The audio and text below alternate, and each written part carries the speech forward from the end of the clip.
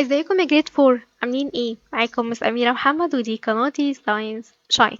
في الفيديو ده بقى احنا هنحل مع بعض تقييمات الوزارة على ويك فور، الأسبوع الرابع. الأسبوع الرابع هنا بادئ بكونسبت نمبر 2 اللي هو sense at work، وهنحل على lesson 1 و lesson 2. بيقولي أول حاجة ال classroom performance. How do animal understand the world? How do animal receive information from the environment and respond to them؟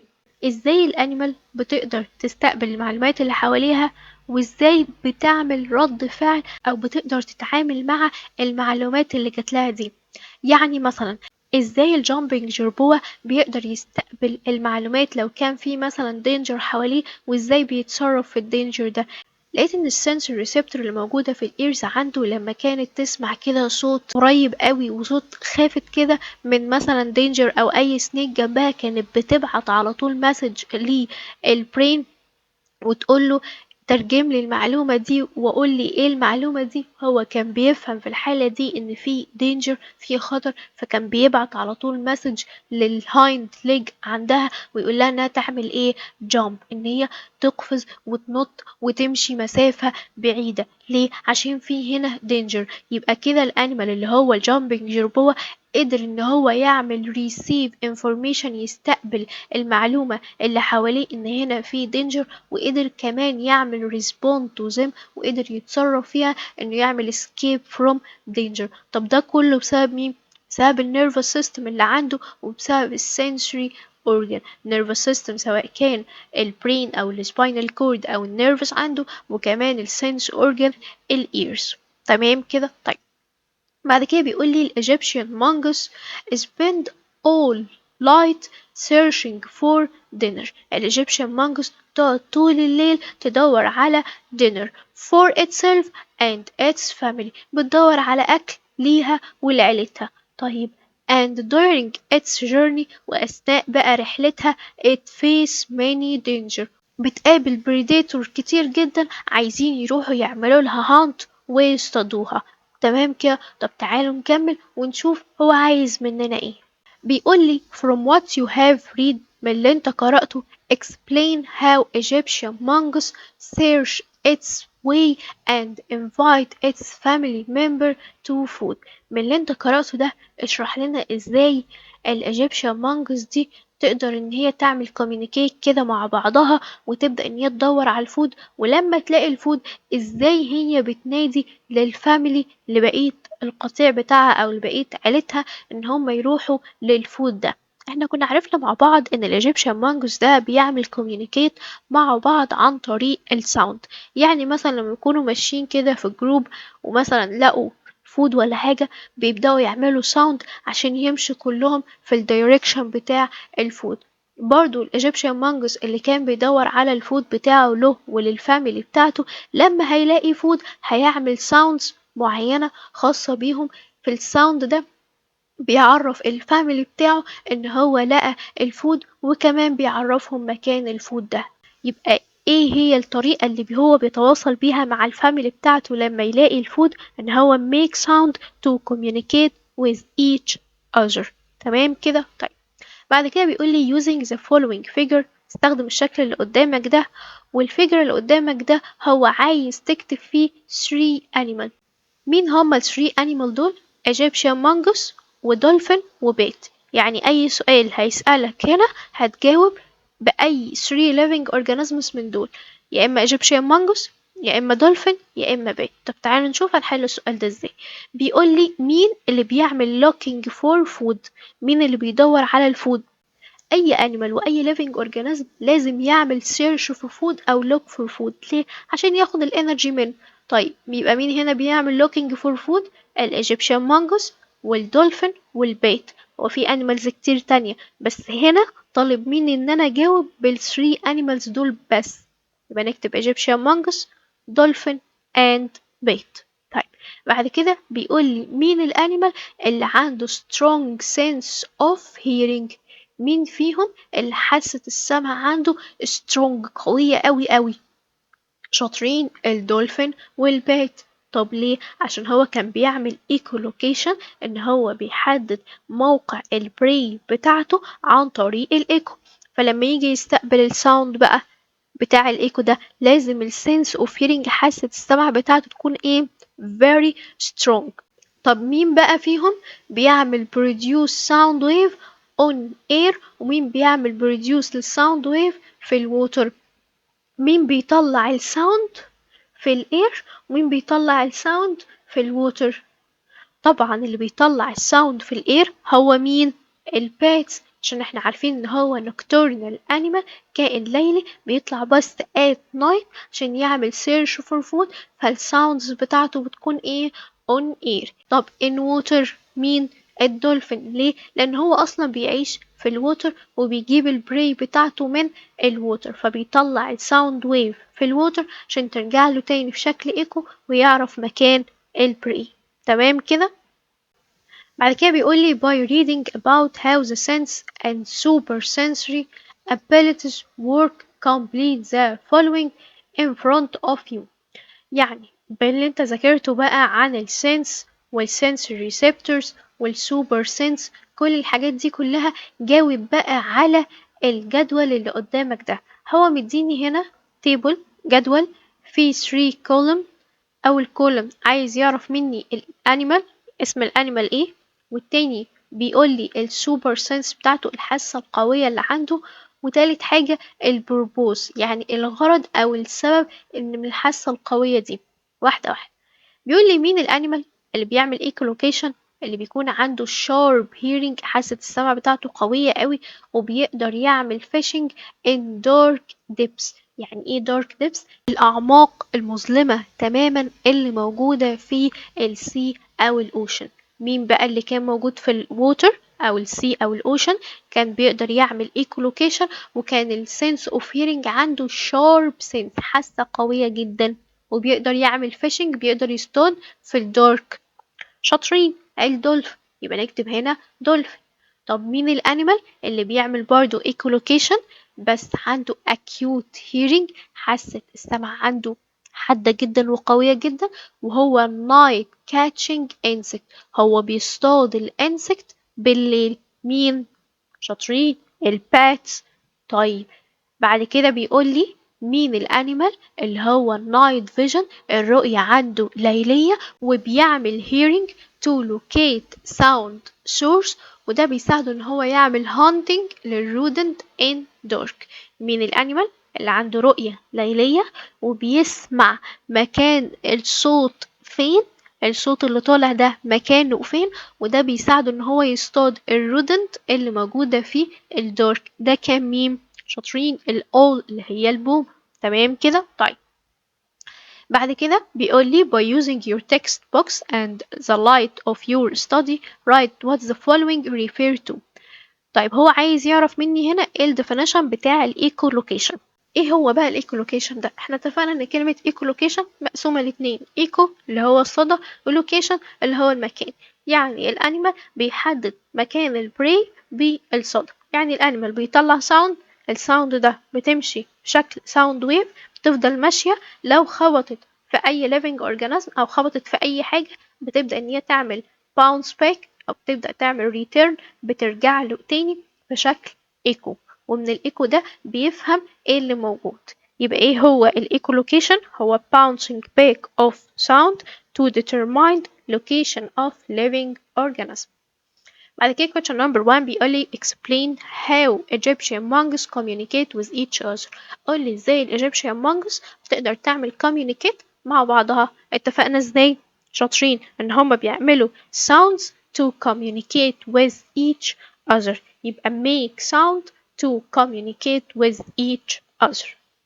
بعد كده question number 2 بيقول لي write what the sentence refer as sense used by dolphin to locate living organism underwater. ايه الحاسة اللي الدولفين بيستخدموها عشان يعرفوا مكان البري فين underwater؟ شاطرين. الهيرنج، احنا عارفين ان الدولفين ده عنده السنس اوف هيرنج قوية. طب ليه؟ عشان هو يقدر يحدد مكان البري، عشان هو بيعمل ايكولوكيشن. وأي animal يعمل echolocation لازم الsense of hearing حاسة السمع بتاعته تكون إيه very sharp، حاسة قوية جدا جدا. تمام كده، يبقى نكتب هنا hearing. بعد كده question number 3 بيقول لي give reason dolphin make a number of sound underwater. ليه الدولفين طول ما هو موجود underwater تحت المية عمال بيعمل في sound؟ عشان الساوند ده هيمشي في شكل sound wave، وبعد كده لما يخبط في أي حاجة هيبدأ الساوند ده يرجع له تاني في شكل إيكو، ومن الإيكو ده هيفهم إن هنا في إيه، في حاجة، هو بقى سواء بري عايز يروح ياكله أو بريديتور عايز يستخبى منه. تمام كده، يبقى نكتب هنا because when sound return back in form of echo it help dolphin to determine location of prey or predator. تمام كده.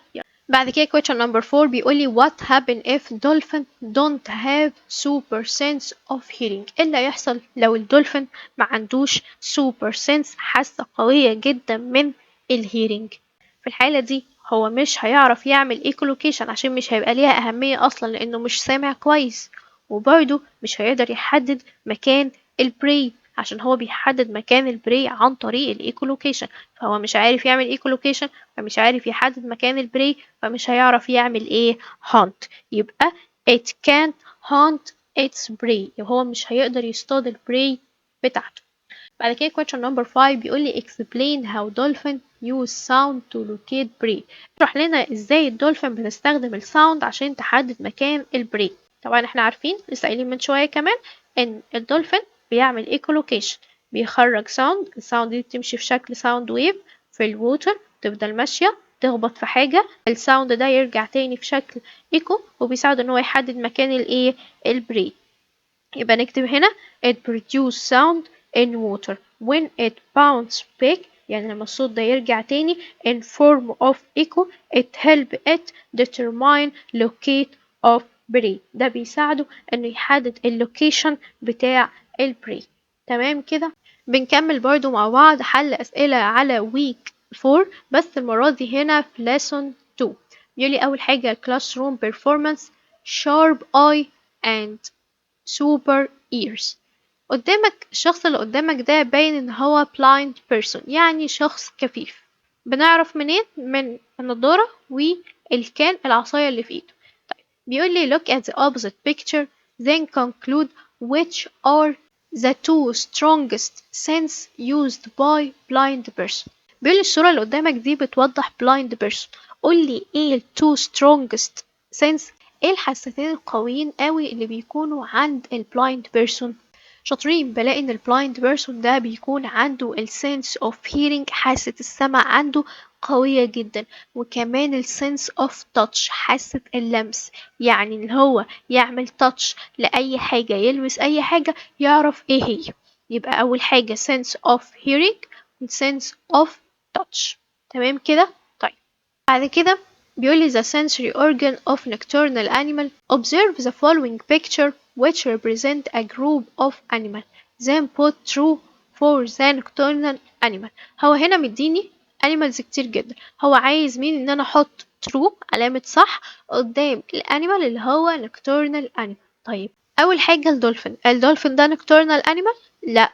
طب الاليفانت nocturnal animal؟ برضو لا. يعني ايه nocturnal animal؟ يعني كائن بيعمل هانت بس at night بالليل. طيب الستارد اجاما ليزرد nocturnal؟ برضو لا. طيب البيتس ده شكل البيتس على فكرة nocturnal؟ nocturnal، يبقى نعمل هنا عنده true. البيردز nocturnal؟ لا يا مس. طب الاولز nocturnal؟ الاولز nocturnal، يبقى الاولز من النocturnal animal. طيب الانسكت الحشر او الذباب الحاجات دي nocturnal؟ لا. طيب الليون nocturnal؟ هو دايما بلاقيه بيعمل هانت او الاكترية بتاعته ان هو بيعمل هانت في النايت، يعني هو برضو يعتبر شوية من النكتورنال انيمال، يعني ممكن نعمل عليه علامة true. تمام كده، احنا هنا بنشوف ايه النكتورنال انيمال ونحط جنبه علامة true. طيب بعد كده بيقول لي identify with your partner the reason for nocturnal animal activity. كده انت وصاحبك وقول لنا ايه الريزون، ايه الاسباب بتاعة النocturnal animal activity. ليه بيكون في عندي animals الactivity أو النشاط بتاعها بيبقى بالليل، وعشان كده احنا سميناها nocturnal animal. ده لثلاث أسباب احنا كنا عرفناهم قبل كده.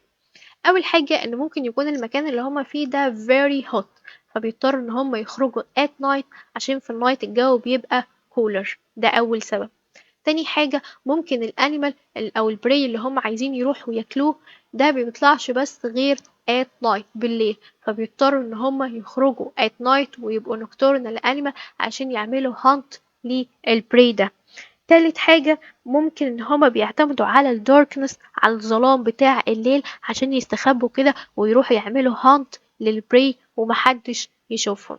يبقى ايه الأسباب اللي بتخلي الأنيمال يبقى نكتورنال ويخرج يدور على الفود بتاعه at night؟ أول حاجة إن ده بيبقى ال best time for look for food as it cooler، يعني ده بيبقى أفضل وقت إن هو يدور على الفود عشان بيبقى cooler، وده طبعا بيكون في الأماكن اللي هي بتبقى very hot. تاني حاجة ال prey available only at night، البري اللي عايز يروح ياكله بيكون موجود بس at night. تالت حاجة إن هو بيعتمد على depend on darkness، بيعتمد على الظلام to hunt a prey. تمام كده؟ طيب بعد كده بيقول لي what adaptation help owls hunt at night؟ ايه التكيف اللي بيساعد الأول إن هو يعمل hunt at night؟ بلاقي إن الأول ده بيكون عنده sharp sense of hearing and sight، حاسة السمع والرؤية عنده قوية جدا جدا عشان يقدر يعمل هانت بالليل. وإيه كمان بيكون عنده large eye، الآي بتاعته كبيرة عشان يقدر يشوف أي tiny، أي حاجة صغيرة، ويشوف أي حاجة بتتحرك move away، أي حاجة بتتحرك كده من بعيد حتى لو مسافة بعيدة قوي هو هيقدر يشوفها. ده طبعا ليه؟ عشان عنده large eye، وكمان الهيد بتاعته راسه بتقدر تلف in all direction، تلف في كل الاتجاهات، فده بيساعده ان هو يشوف البري ويقدر ان هو يعمل search for food في اي مكان ويهرب كمان من الدينجر. يبقى ايه الحاجات اللي بتساعد الأول انه يعمل hunt at night؟ اول حاجة sharp sense of hearing and sight، have large eye help it to see tiny and far away movement، وكمان عنده head turn in all direction. بعد كده الشكل اللي قدامنا ده بيتكلم عن ال nervous system. بيقول لي after studying the nervous system write the name of organ. بعد ما انت بقى بقيت شاطر وعرفت ال nervous system ودرستها، قول لي بقى ايه ال organs دي. هو اول حاجة مديني 3 label 1 و 2 و 3. طيب 1 هنا مشاور على ايه؟ شايفين هنا ده مشاور على النيرفس اللي موجودة في our body اللي في جسمنا كله، يبقى number 1 هنا nervous. طيب number 2، number 2 هنا مشاور على الخط اللي في النص ده اللي بيكون موجود في الباك بون عندنا، ده بيبقى اسمه ايه؟ شاطرين spinal cord، يبقى number 2 spinal cord. طب number 3 بقى مشاور على ده، مين ده؟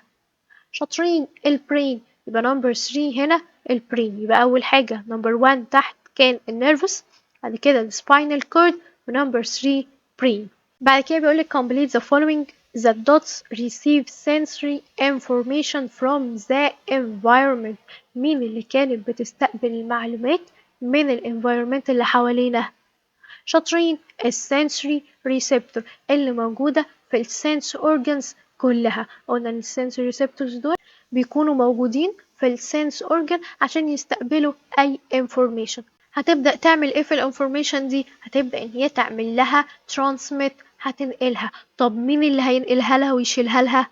شاطرين النيرفس. احنا عارفين النيرفس دي اللي هي الاعصاب، هي اللي بتشيل تعمل كاري لاي مسج، هي اللي بتشيل اي رساله وبتنقلها خلال البادي كله، توديها للبرين او للسباينال كورد اي حاجه. يبقى مين اللي هيعمل ترانسميت ويعمل كاري للمسج دي؟ هو مين؟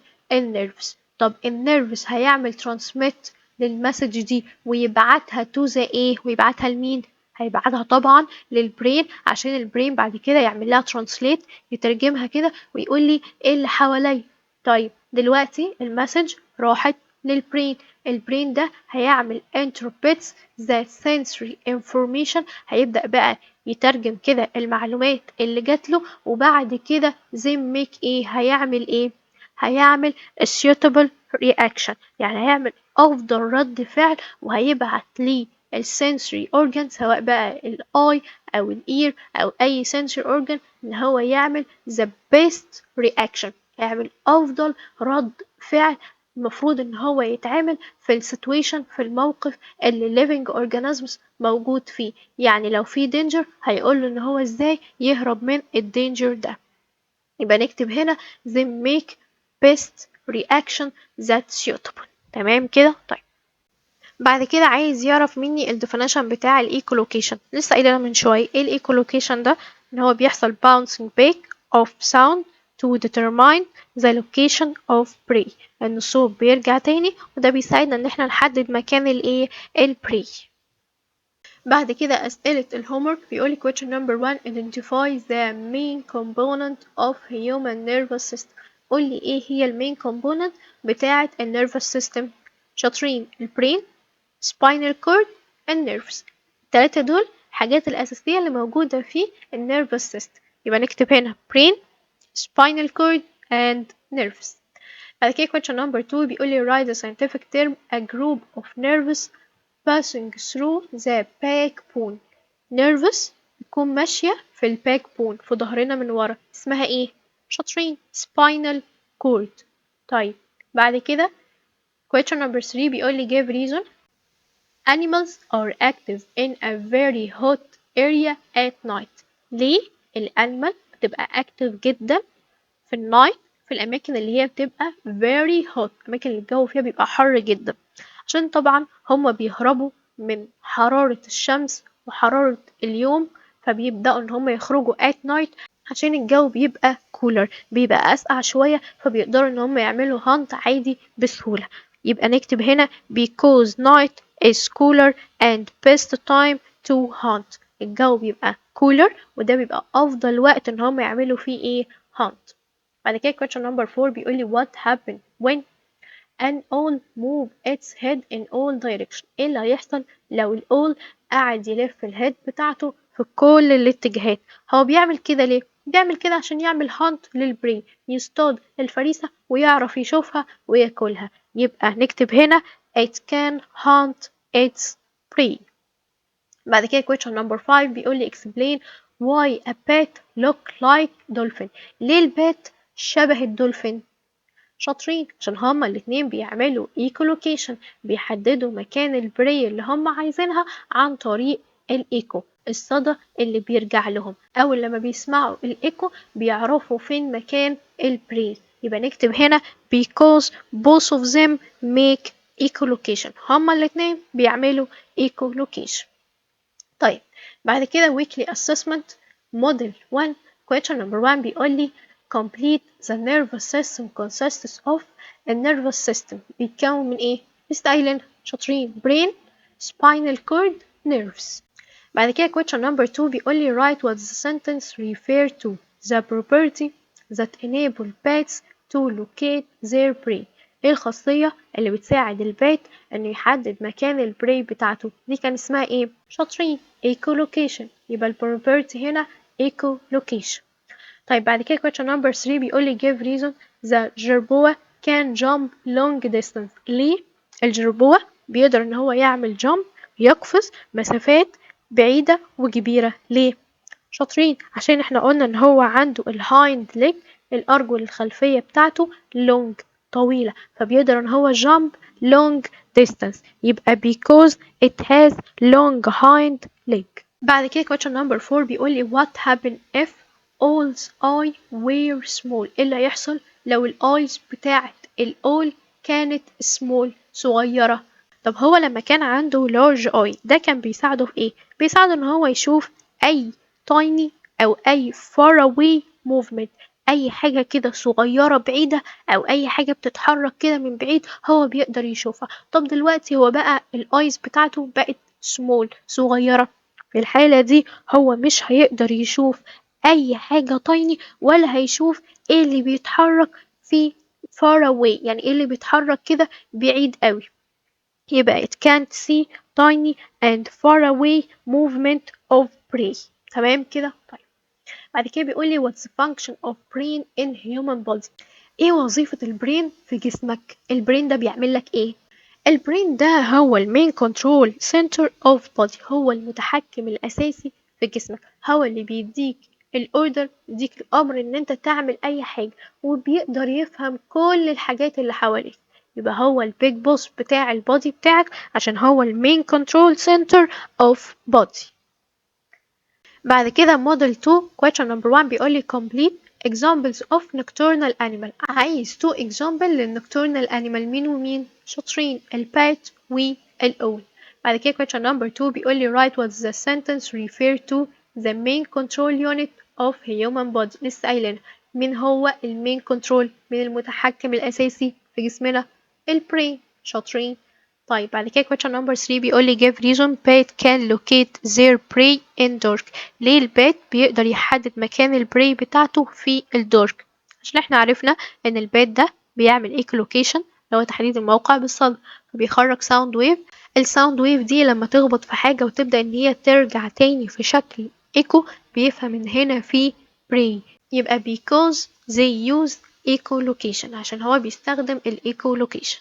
بعد كده question number 4 بيقول لي what happen if nerves were not part of human body. ايه اللي يحصل لو النيرفس ما كانش جزء اساسي من الهيومن بودي؟ في الحالة دي احنا جسمنا هيكون في خطر. ليه يا مس؟ عشان النيرفس دي هي اللي كانت بتاخد المسج من الانفيرومنت اللي حوالينا، وكانت بتبعت المسج دي للبرين، والبرين بعد كده كان بيترجمها ويقول لها تعمل ايه. دلوقتي لو انت مسكت كوباية الشاي وانت ما عندكش نيرفس، انت هتتلسع وتتحرق، عشان مفيش حاجة تبعت رسالة للبرين وتقوله ايه اللي انا ماسكاه ده، والبرين مقدرش يحذرها من الدينجر اللي في ايديها. يبقى في الحالة دي human life will be in danger، حياة الانسان هتكون في خطر. تمام كده. طيب بعد كده question number 5 بيقول لي what's the function of spinal cord in human body. ايه وظيفة السباينال كورد في جسمنا؟ طبعا احنا عارفين ان السباينال كورد ده بينقل المسج من البرين to all body part and vice versa، والعكس صحيح، يعني من all body parts للبرين. يبقى نكتب هنا carry message from brain to all body part and vice versa. بعد كده model 3 question number 1 بيقول complete animals that have the ability to locate their prey by echolocation are dots and dots. مين الانيمال اللي بتقدر تحدد مكان البري بتاعها بالايكولوكيشن؟ دول مين؟ شاطرين، الباتس والدولفين، هما الاتنين بيقدروا يعملوا ايكولوكيشن. بعد كده question number 2 بيقول write what the sentence refer to nervous that connected directly to the brain. مين النيرفس اللي بتتوصل بشكل مباشر مع البرين؟ احنا قلنا النيرفس بتاعت مين ومين اللي بتتوصل بشكل مباشر للبرين، يعني المسج بتاعتها بتتبعت بشكل دايركت للبرين، مش محتاجة بقى انها تروح للسباينال كورد الاول بعدين يروح للبرين. شاطرين. النيرفز بتاعت الاي والهارت الاتنين دول هما كانوا دايركت من النيرفز للبرين. تمام كده. يبقى nervous of eye and heart. بعد كده question number 3 بيقول give reason animals that live in hot area are active at night. ليه الانيمال اللي بتعيش في اماكن hot حر جدا بتبقى active at night؟ عشان النايت بيكون cooler، بيكون اسقع شوية، فده بيبقى البيست تايم، افضل وقت ليها ان هي تخرج وتعمل hunt وتهرب من حر الايه الشمس. يبقى because night is cooler and it's best time to hunt. بعد كده question number 4 بيقول what happen if organisms can't locate their prey. ايه اللي هيحصل لو الأورجانيزمز ما قدرش يحدد مكان البري؟ في الحالة دي هو مش هيقدر يعمل لهم hunt ومش هيقدر ياكلهم، فمش هيبقى عنده energy، فهيحصل له die. يبقى they can't hunt it and can't get its food، مش هيقدر يصطادهم ومش هيعرف ياخد الفود بتاعه. بعد كده question number 5 بيقول لي what's the function of nerves in human body. ايه وظيفة النيرفز في جسمك؟ النيرفز بتعمل ايه؟ احنا عارفين النيرفز دي هي اللي بتعمل carry message من البرين للspinal cord and other parts of body، وكمان vice versa، والعكس برضو، يعني من other parts للspinal cord وبعد كده للبرين. تمام كده، يبقى نكتب هنا carry message from brain to spinal cord and other parts of body and vice versa. وبكده نكون خلصنا مع بعض أسئلة تقييمات الوزارة على week 4 الأسبوع الرابع. أتمنى أن تكونوا فهمتوا واستفدتوا، والسلام عليكم ورحمة الله وبركاته.